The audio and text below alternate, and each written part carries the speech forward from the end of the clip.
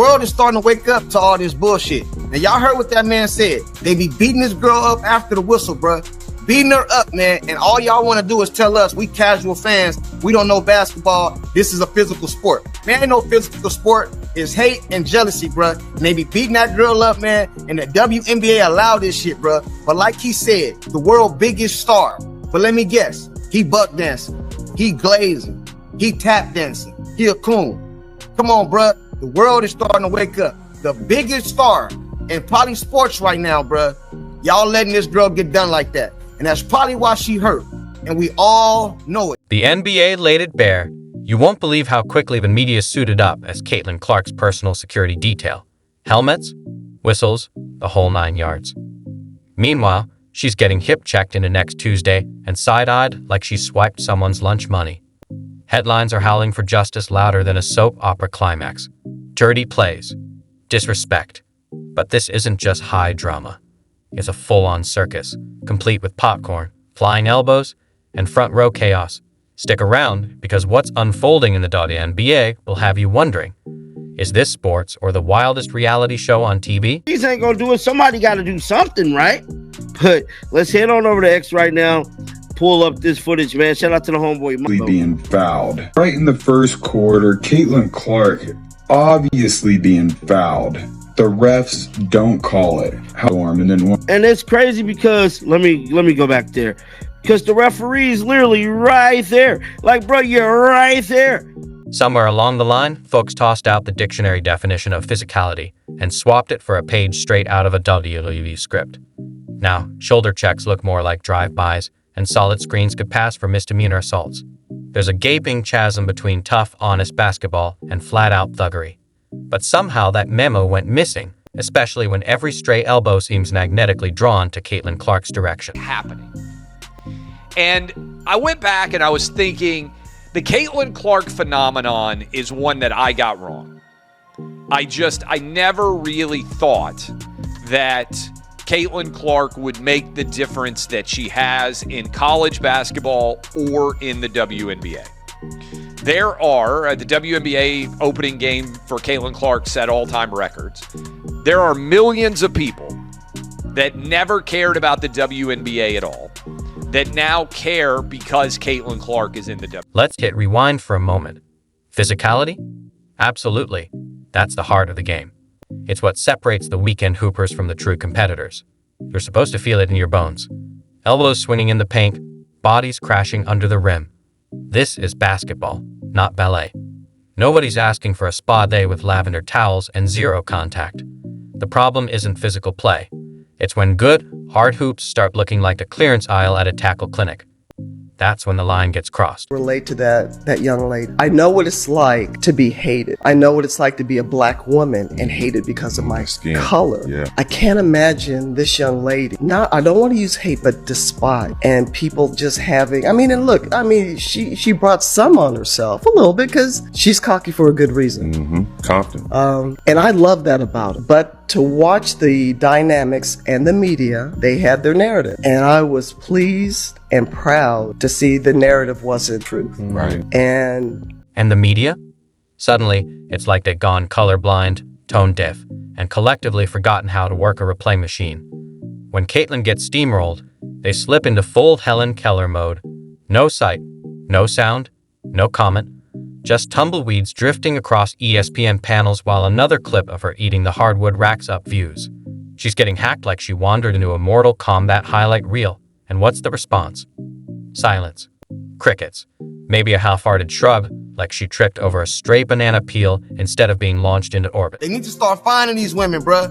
Finding them, suspending them, and make an example out of somebody, bruh. We ain't gonna tolerate this shit, homie. We not gonna be tolerating this shit right here.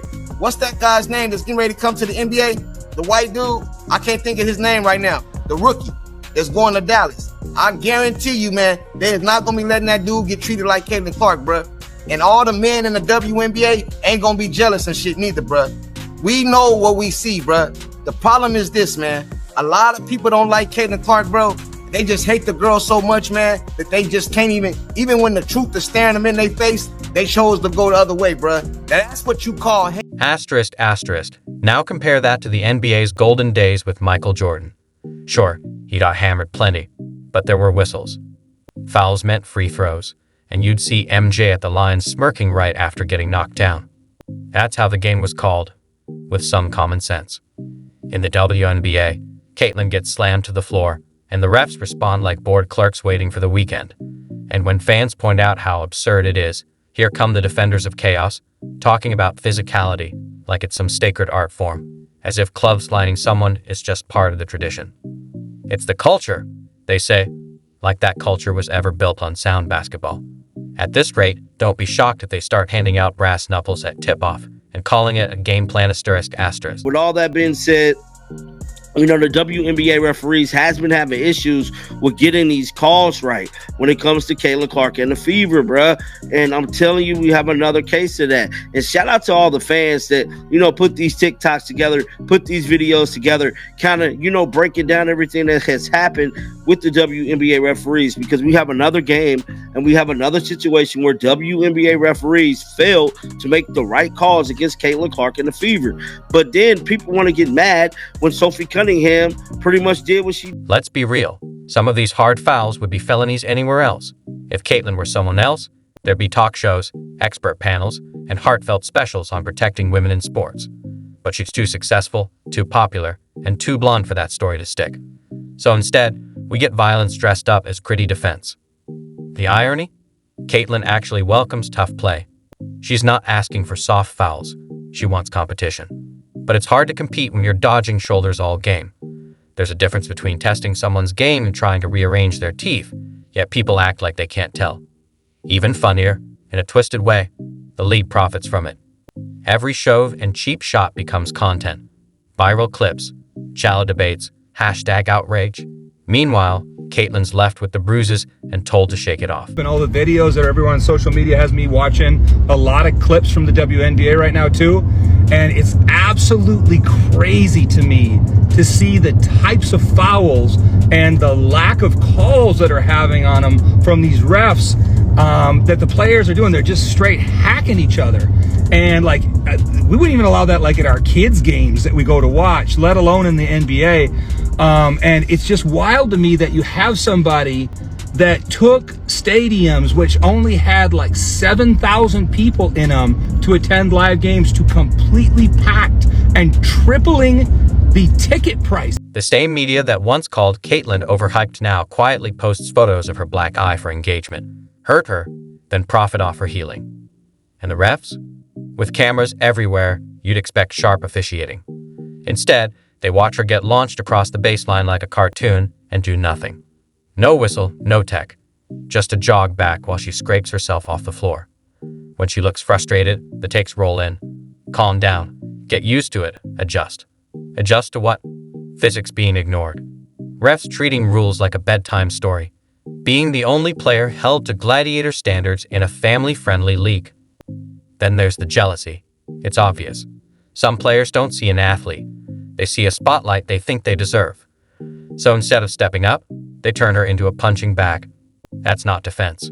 That's bitterness in knee pads. Continues to go wild. We are witnessing a cultural force that has not been seen since Tiger Woods. Let's talk about the effect her teammate has gotten over the last couple weeks. Sophie Cunningham defended her Fever teammate last week in a scuffle against the Mercury, in response to what many people would consider a bit more hazing than usual for Caitlin Clark over the last year and a half.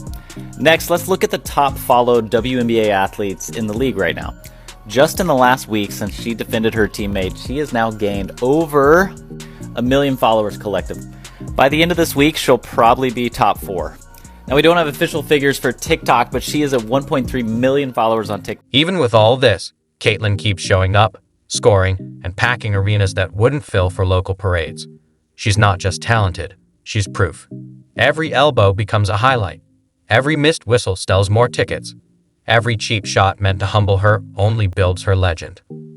That's the irony. The more they try to break her, the bigger she gets.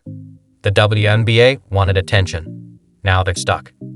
Caitlin is the golden goose, and they keep poking it, hoping for more eggs while pretending they're not chasing it.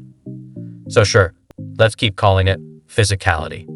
Let bodies fly, fouls vanish, and watch media spin it all. Just don't be surprised when fans start asking if this is basketball or American gladiators. And maybe When the next viral hit comes, the question finally changes from why can't she handle it to why is this even happening? That was dirty by Caitlin Clark. Let's start there. You think that was dirty by Caitlin Clark? It don't matter. It was basketball. It don't matter if it was dirty or not. It was bad. I mean, we seen intentional dirty plays in both leagues. It don't even matter if it was dirty or not. It was a foul. She stopped a layup.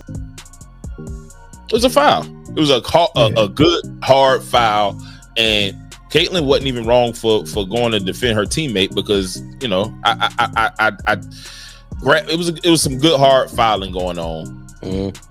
Yeah, right. These girls have been grinding to grow the game of basketball in the WNBA. They've been grinding to grow the sport to the world, the viewerships. They've been grinding for all of this. And then you have this girl that comes along from college and is an instant change. She's handed pretty much being the face of the league. There's going to be girls that are offended by that. And there's going to be girls that think she's got to earn it and she doesn't deserve this early. She's handled it great. I think she's performed last year. She's performing again this year. I think she's the rightful face.